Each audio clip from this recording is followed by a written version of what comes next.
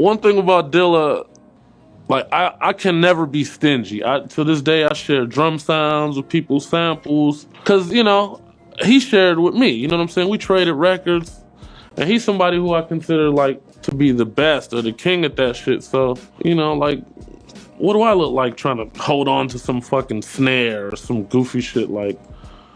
The best shared. So who the fuck are you to hold on to some drum kit? Because who gives a shit? Just because I give you these colors and this paintbrush doesn't mean you're gonna paint the same picture I'm gonna paint. You know what I mean? So that's one thing. And then Dilla was always like, listen to your records. He'd be like, if you clean in the house, just put a record on, listen. It's records to this day that I found where I've heard samples that he's used, and I didn't even know I had that shit because I didn't listen to the record. It's very time consuming. That's why you got to do something at the same time, like clean up. Because the odds of you just putting a record and sitting there listening to it, 10 minutes, real life is going to kick in and something's going to distract you or whatever. But he always like, listen to them records. You gonna miss something. And he would always catch a little part that you'd be like, hold up, run that back. Little shit like that. So that's one thing I can hear him saying, like, listen to your records. And if I'm in the room and I'm in the zone, I'm making some hot shit, I try to think, like, if he was sitting here, would he fuck with it? Would he like it? What would be his facial expression? Would he grab his head and lose it? Or would he just be like, you know what I'm saying? So he's my measuring stick. Working with J Dilla, I could say just about every time I worked with Jay, it was memorable.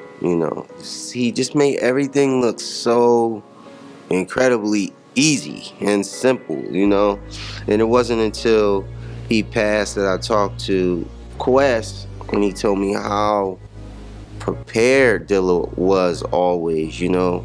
So he made it look easy because he was just super prepared and he liked to perform for you. So it was like, you thought he was,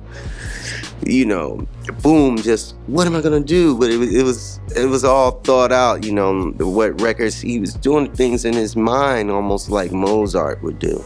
But I've watched Dilla put together, every time we would work, he would put together a beat in 10 minutes flat, just 10 minutes from scratch. To this point, I haven't seen anyone really do that, from walking around the studio, gathering the records up, chopping the beats, chopping the drum sounds, chopping the sample to putting everything together, putting everything in song format, all within 10 minutes.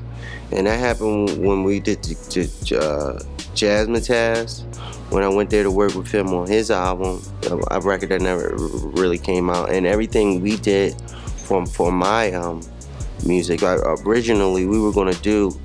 He was supposed to produce my half of my Love for Sale album, but he passed away. So I got a chance to watch him just create, and he just made it look so simple and easy. I remember one time I came in the studio and Dilla was laying down bass on a song. I was like, yo, what the heck? Like, every time y'all come in, you playing something different.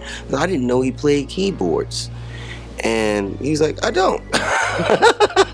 I don't play bass. I just know how to get out what I hear, and that stuck with me, I always felt like you had to be a super professional or just a maverick on things like Prince in order to actually play that instrument on a record. But he showed me that, you just gotta be like a snake charmer and really be tenacious about what you're hearing in your mind, and you can get it out. I've watched this cat. Everybody thought that a lot of the stuff, he was just chopping it up and leaving the chops. Before he passed, he was actually replaying everything. Like, he would chop the whole record and then get the keyboards out, and he was an ill keyboard programmer. He was reprogramming those Junos, all of those keyboards to sound exactly like what he sampled. It was crazy to watch. Like, I had brought James Porzer to Chicago to replay some of the samples because we felt that we wouldn't be able to clear everything. And me and James were just sitting there looking at this cat like, what can he not do? He's doing everything. Like, he started giving James a lesson on how to program the moods and the synthesizers. It was like his understanding of things was just vast, just endless. It felt like. To have Dilla call me as a friend when he moved out to LA, and to be part of his quote unquote inner circle, you know, close circle of friends in LA. Towards the end, I was be part of, you know, quote unquote his inner circle, because like the only ones that really was hanging out with them besides Common, because they were roommates, was Wolf, Peanut Butter Wolf, Egon, J Rock, and Madlib. And you know, and of course there's other people like Dave New York and stuff. I met Dilla briefly when we were still with Slum Village, when Fantastic Volume 2 was out and it was on Good Vibes. So, and I put I Don't Know on Beat Junkies Volume 2. So we kind of like met real quick briefly, but then over the years, you know, of course, his if you're a beat head, you know his legend grew and you were bigger fans. And so when he started coming to LA, especially, you know, started working with Madlib and Stone Throw and with Wolf, you know, I officially met him at a J-Lib, the first J-Lib video shoot for McNasty Filthy with Frank and Dank. I got to meet Dilla, Frank, and Dank at the video shoot. And at that time, I just dropped this mixtape called Exclusive Collection that this label called Up Above Records put out, and they actually put out Dilla's Fuck the Police, and I actually did a mix on there using Fuck the Police on that mixtape. So I wanted to go and personally gave it to him. When you know, of course, Jay and Wolf introduced me to Dilla, and I was like, yo man, big fan, man, yo, I just want you, you know, like, of course I was geeking. Here's this mixtape is about to come out. I did doubles of Fuck the Police. And said, I heard about that shit. Yeah, man. And from then on, I guess, and he, you know, he'll call me once in a while and say what's up and stuff, you know. I mean, he was already talking to Madlib and J Rock and Wolf and Egon and stuff, but the fact he started calling me to say what's up, you know, I would try to invite him to come down to some whatever my gigs, you know. I'd like, you know, like, hey, if you ever need scratches, dude, I'll do cuts for you and stuff. And he was all with it, you know. And then he's just like, and I guess Jay told me that he liked how I did doubles on Fuck the Police, you know, how I did routines with it, you know. I guess I impressed him, so it was cool, you know. So we just talk and stuff. And then the most, you know, not say claim to fame thing, but if you ever seen pictures of Dilla throwing up the W, that's because of me. Because I always say, hey man, you're on the West Coast, you better start throwing the W's, dude. It's like, don't you know it? Like that. And ever since then, just Dilla be throwing the W's. It just shows how much he really appreciated and loved LA, because LA gave him so much love. The memorable moment for Dilla, the biggest thing really, I would say, is that he asked me to be his DJ for his last tour in Europe. J-Rock was supposed to go. It was actually supposed to be a J-Lib tour, and then eventually it was supposed to be Dilla and Jay, but then Dilla got sick, especially after they went to Dilla and Madlib. They went to Brazil with B+. They wanted to bring Dilla to Brazil, and because he's a big, you know, he loves Brazilian music and stuff. So he's like, hell yeah, I want to go. They went, and then he got sick and got relapsed, and they had to send him back home. You know, he was only in Brazil, I guess, a couple of days, not that long, and he had to get back quick. They didn't know how sick he was until, I guess, he got to Brazil and stuff. So, you know, fast forward, it's just like, you know, like, I remember, like, originally Jay was supposed to go with Madlib to Europe, and so he couldn't DJ for Dilla. And then next you know, I get a call from Dilla, like, yo, what's up, man? So what up, dude?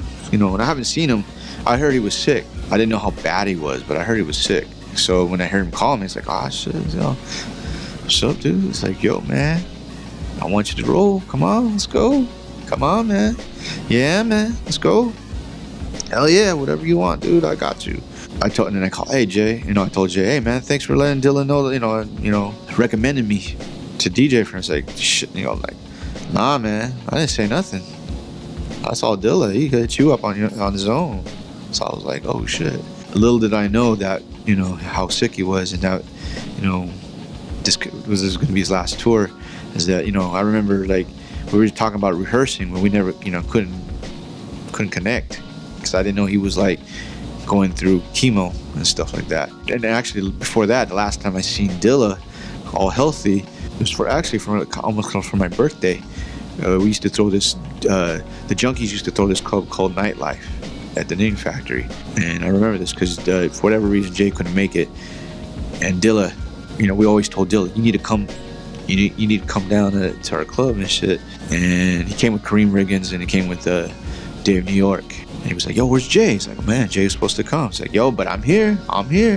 He's all healthy. And this is what I found out a couple years later.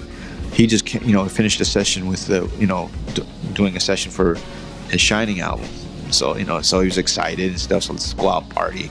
So it came out. So that was the last time I seen him really, like really healthy and stuff. But other than that, we used to just like leave messages on our voicemails until he called me. And then when it was time to go to Europe, we met at the airport. I was waiting there at the gate. And next thing you know, I see, Mrs. Yancey, Dave New York, Dilla's manager, Tim. And I had to look real crazy, look closely. And it was Dilla in a wheelchair, and he was like skinnier, real skinny. I was like, of course I tried to I was like, oh shit. But I was like, hey man, what's up, dude? You ready? Yeah. So I was there as his manager rolling Dilla to the air, on board. I pull aside Dave New York. It's like, yo man, is he gonna be good, dude? Say, yo, trust me, son. He wants to do this shit. He wants to do it. He said he can do it. So we're gonna do it. I was worried, say, can he make it? I heard stories, and I even had Jay kind of prep me up, warn me a little bit, but he didn't say so many words. But when just to see him in the wheelchair, real skinny, and I was like, yo. But Dilla had heart. Dilla was, he did as much as he can, but he did it, and he did it. I think in his own way. This was he knew that he was going to go, so he had to do this. He had to do this tour, just his own way to say goodbye.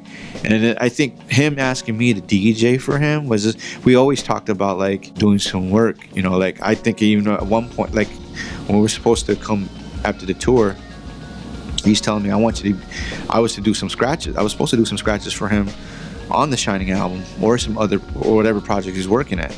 So yeah, man, we're gonna do some work when we get back and shit. So word. That was December, and of course, I remember seeing him maybe, we talked back and forth and stuff. Say what's up. I would go visit him. When I was working at Fat Beats, he lived down the street, so I would, before I go home, stop by his place. I remember seeing him maybe a week before his birthday. I came to his house. He was like, I bought him some pizza because he likes pizza. The thing about working with Dilla is you get a great appreciation for how music is made. It's just like people say, oh man, I seen Stevie Wonder make music. It was incredible. I seen James Jamerson play the bass laying on his back. There's so many stories as it pertains to Dilla. So my appreciation for it is heightened because number one, he was my mentor. He taught me, a lot about production and having a unique style. He gave my family an opportunity along with T3 and by 10 to make us a record label. So, I got a great appreciation for Dilla. The three things I take from Dilla from a creative standpoint is, one, pocket. Everything has a certain place that it's supposed to fit in. Two, sonically. You don't have to have a lot in the beat for it to sound full. It's about just using the right pieces. Three is how not to overmix a record. At the time when Volume 2 was made, the A&R that they were signed to on Interscope at that time was we turned the record and he was like, is it mixed yet? I was like, what do you mean, is it mixed yet? I guess he was used to hearing these incredibly overmixed records, like Nas's It Was Written. Puffy had his stuff popping in. Dre changed the game sonically. So those was the three things that I learned. And not overmixing. Most of the records he did, people consider classics. So I guess it's something to it. A little insight into the genius of Dilla. Me and T3 was in the studio working on Detroit Deli. We was messing with like all these live drum sounds, and we was putting them in the MPC. We was like, the sounds don't, they ain't really hitting on nothing. But Dilla came in and was like, oh, what you working on? And I was like, man, we ain't really got nothing in there. And he took the same sounds that we said we was gonna cut the machine off and made some incredible shit with it. And I was like, damn, this is like something extra button he pushing in there, is it? And that's how I learned how to truncating drums and all of that. And that's why I was like, I still shit that I don't know. So that was just a small piece of the genius. J Dilla, man, changed music. He changed my life. When I first met JD, he was at Q-Tip's crib making beats, going through the records. Probably to the last day that he lived, I knew him to be making beats, going through records, even when he was super sick, like close to his death. Man, JD like changed the way music was made. He was the one that brought that behind the bass line, behind the beat bass line in, and the drums with a little bit of different type of syncopation. Everybody from Pharrell to Kanye to Questlove to Dr. Dre, they all appreciated and respected J Dilla. Man, that was my roommate. He moved out. We moved out to LA and we lived in the same crib. I wake up listening to JD beats. Don't get no better than that, man. And it was a blessing, man. I was there till he passed. And his spirit is still with us. And his music gonna live on, but like when we was at his funeral, I looked at Tribe Called Quest, I looked at P-Rock, and I looked at Bilal, and I was like, man, this dude, JD, is like a John Coltrane or a Charlie Parker of hip-hop. A lot of people made hits, but he made classics, and those classics will be here forever. I remember him flying, I was about to work on One Day It All Makes Sense, and I said, yo, I like these beats. And I remember he flew out here. I hadn't paid him none of that. He just flew out here and was like late, went into the studio, paid for his hotel. I was trying to whip out my little credit card hoping it would work. And he was like, nah, I'm good. Dropped the beats for me and just flew out like, look, I'm good, man. And from that point on, he always been that cool dude. Like I remember it was times I would go to Detroit and I ain't really no strip club dude. Like I ain't with it. But I would just go kick it with them to the strip club, man. JD was that dude that he could be at the strip club and then come be up on some Sun Ra record, some abstract jazz. So he just was such a diverse dude. And just, man, he was my guy. He is my guy. Man, there's so many memorable moments with my brother Dilla. Dilla was dope. You know what I'm saying? Like he was like Halley's Comet in the flesh, or like he was an alien. I remember being in the studio with him. We were working on a record called Concrete Eyes, and when you in the studio with Dilla, like Dilla is like like it's a lot of blunts passing. I remember he had came up there in a limousine. Like that's how he was getting around at one point. Like every day in a limousine, he had a chauffeur and everything. And so he came up to the studio with the chauffeur and in the limo or whatever, and we up in the spot. I'm like, damn, that's crazy. The chauffeur putting his beat machine like on the table and everything like that. I saw this man make a beat in 5 minutes that I feel like is gonna last to the test of time. Like it was Elzhi how he did it. He made a drum line, and then he paused for a second and looked in the air. Looked up in the sky, and then he went in his crates and grabbed the record that I'm assuming he thought of, and the part where he might have thought he wanted to sample from the record and went right to that part. It's like he just kept doing it, and it was just like, damn, 5 minutes he made the record, and I never seen that before. That was the first time I seen that, but yeah, Dilla was amazing, man. Dilla could DJ, Dilla could dance, of course Dilla can spit. Dilla was ill like that. Many sessions with from Concrete Eyes to Love It Here. That was my man. You know what I'm saying? From from from seeing him and Frank and Dank up at the strip clubs in mink coats, you know what I'm saying, from the Dilla truck. Like, it was an Escalade truck, and he put Dilla, like, he took the Esca off of it and put Dilla on there. Dilla was amazing. A memorable moment with my man Ba10, man, jeez Louise. Ba10 was blind as a bat, man. Like, he could not see. He refused to get glasses, and he felt like if he ate carrots, it'd help his eyesight, so he just ate a lot of carrots. I remember one time we had went out, you know, we went to like a local bar in Michigan. I came there with somebody, but then I left with Ba10.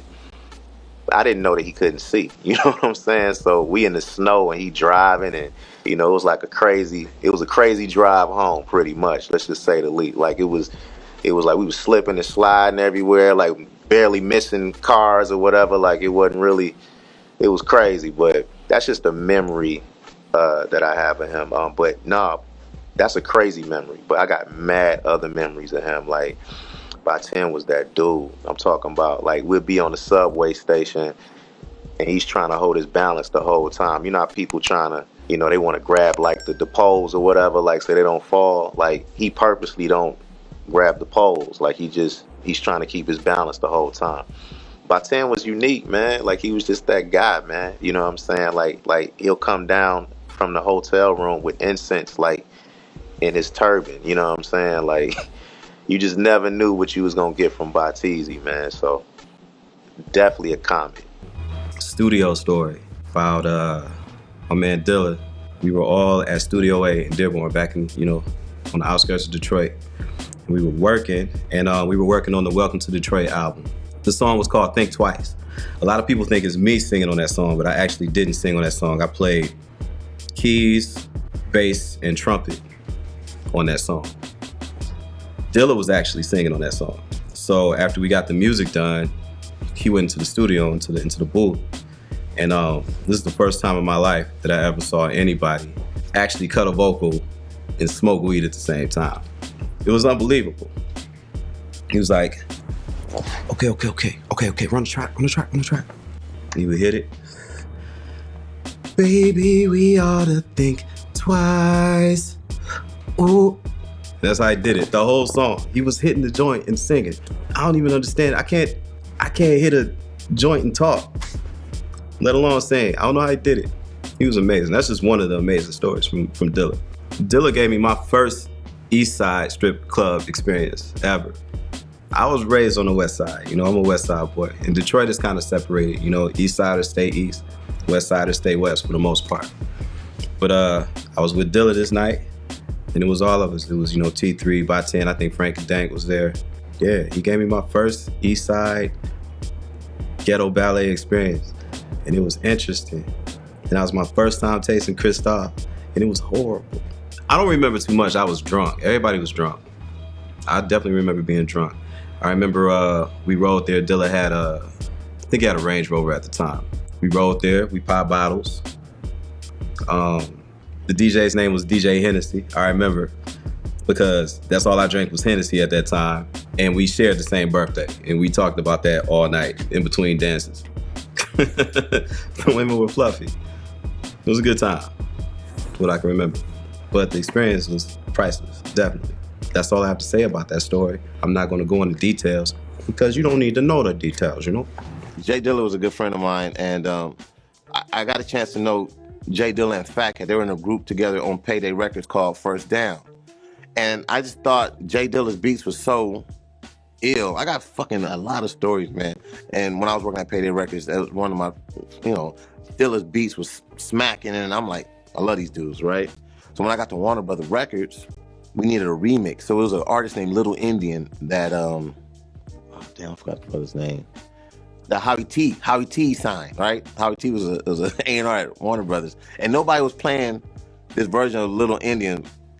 And I said, yo, ain't nobody, I'm doing a mix show. I'm like, ain't nobody. He said, well, you get the remix done. I'm like, all right, cool. Only person I was really cool with that I would talk to every day, I was a producer, was fucking Dilla. This is before he started cracking. I said, Dilla, man, do you mind like trying to redo this record? Like I'm starting to catch. So if you Google J Dilla Little Indian remix, this was his first remix he had ever done. And I think this was his first label placement he ever got paid for a remix, because of my relationship I had with J Dilla that I needed help with. And Howie T was like, you find a producer. If you look at if you Google Little Indian J Dilla, this record is smack. And I didn't know that I had gold in my hand at the time. So J Dilla looked out for me and did the remix. And the rest is history. That was his first like major label remix on Warner Brothers Records. Like, I single-handedly probably take credit for bringing J Dilla to the West Coast, and he was cool with Mr. Chalk and C Minds. Like, we all loved J Dilla. We were riding around my fucking Suburban playing Dilla tracks. And I remember one time it was a Slum Village record that sampled a Cameo. No, it wasn't. It was Zap. He sampled Zap. I'm sorry, excuse me. And I was like, oh, the Zap sounds West Coast.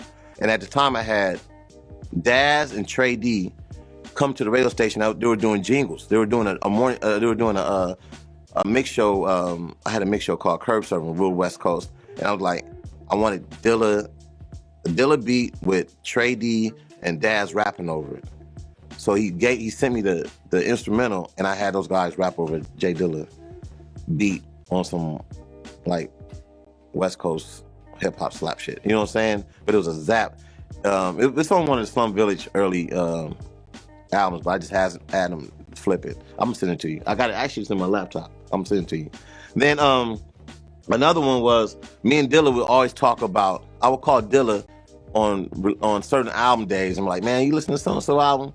That shit is dope. Or that shit is whack. Like, we would just have these big same way me and Ninth Wonder would call each other now to this day, and just have these real deep conversations about hip hop albums. So this is the Common album where he had it's the one that had the Pharrell record with the girl blind. Remember the video with the girl's blind? So Common had the album Electric Circus that just came out, and the single that Pharrell did was slapping, right? That was the girl, you saw the video, the girl was blind and Common was rapping to her. And I love Common. I used to promote Brother Rashid Common back in the day on Relativity Records. So I have a relationship with Common. So we're talking, and I'm like, man, this album is boo-boo. I don't like this album, man. It's like, he said, what? I said, I don't like the album, man. Like, I only like the Pharrell track, but I try to listen to everything else. It's just different. Like, it sounded like they were experimenting. And I got that the Roots was on it, but I didn't look. He said, yo, did you look at the back of the album? I said, what are you talking about, Dilla? Like, nigga, He said, man, I'm co-executive producer of that album. I'm like, oh, shit. I said, hey, I'm telling you, nigga, I just got the CD. Me and him fell out behind that shit for weeks. Like, wouldn't pick up the phone. It was upset at me. And I'm like, damn, I just put my opinion. It's my brother. I could speak freely. It was probably one of my least favorite Common albums. I'm a Common fan. That's my guy, Rashid. Like, it's probably one of my least favorite Common albums. And I was talking to him freely about it, and that shit bit me in the ass, man. I didn't know he was producing. We did that shit at Jimi Hendrix studio. He was saying all, like, man, I don't give a fuck about that shit. It's like, shit's kind of weird, man. So that was one of the J Dilla moments. Then I got another moment. So me and Dilla were about to, when Dilla was staying in LA with Common, I had tickets to go to a Laker game, and I invited Dilla to come with me. This is when he was sick, So I picked up Dilla from Common's apartment, and for some odd reason, I had to go back to my apartment, which was fairly close in the neighborhood in North Hollywood. And we came by, and anybody know me, I'm big on my CD collection. So in my apartment, what was supposed to be like a coat closet when you walked in, I transformed it into a CD storage area. CDs from the floor piled all the way up to the top, right? So now Dilla's going through my shit. And I'm like, I don't like letting nobody borrow my shit. So then he comes across the AMG album. Like, Bitch Better Have My Money album, right? oh shit, you got this on CD? I'm like, yeah, that's on West Coast. To me, I was like, that's the West Coast slap, but AMG wasn't from the West Coast, DJ Quick. He said, man, I like this. I like how DJ Quick made this album. He said, man, let me borrow this CD. I said, man, it's my only AMG CD, dude. Like, he said, I'll get back to you. I'm just gonna, try to sample some stuff off. I'm like, all right. Motherfucker never brought my CD back. So I was in my feeling like, he took my AMG CD, like, that's my shit. That's one of my go-to slaps, you know what I'm saying? So, yeah, Dilla, motherfucker, you need to bring my CD back. Another J Dilla moment, man. So I get to Detroit to do something. I don't know why, but this is like after the fact I left Payday Records. I was on there for Warner Brothers or something. Of course, I'm gonna call Dilla and I'm gonna call Fat Cat, my guys who are from Detroit. So we hanging out. So I'm like, let's go to the strip club. Like, let me see what the Detroit strip club scene is about. We hung out. We went to a club one night, and this is the first time I've ever seen people dance so hard to like music that girls were sweating through their jeans. Like, you can see it, literally, their jeans were wet. I'm like, fuck, it's hot in there and it's really gigging, like they're really moving, right? So J Dilla and them, they're like laughing at me because I was tripping off that. I'm like, nah, like, I don't see girls like sweating through jeans in LA, dog. Like, we got dope clubs, but this is on some other shit. So we go to strip club, and Dilla was cool with, like, he wanted to go to strip club. So we get there, and I see him just really cupcaking with this chick, like, just met her. And I'm like, man, hey, hold on, man, we at the strip club, like, this other. He was really liking this chick. And I'm like, and we laughed at it later, like, hey man, you it's quiet, but you was really on this one girl. So anyway, long story short, he met somebody at the strip club. End up, when he had a daughter, his daughter and my daughter were born on the same day, October 1st. And it's from the girl he met at the strip club. So I'm like, it was too many coincidences. Like, you wouldn't have had your daughter because, I came to town just asking to go out, and I went out to a random spot. You met the girl you was feeling, and then you had a baby. So we share that. One of his daughters, like his daughter's birthday, shared the same day as my daughter. We had like a daughter on the same day, same year.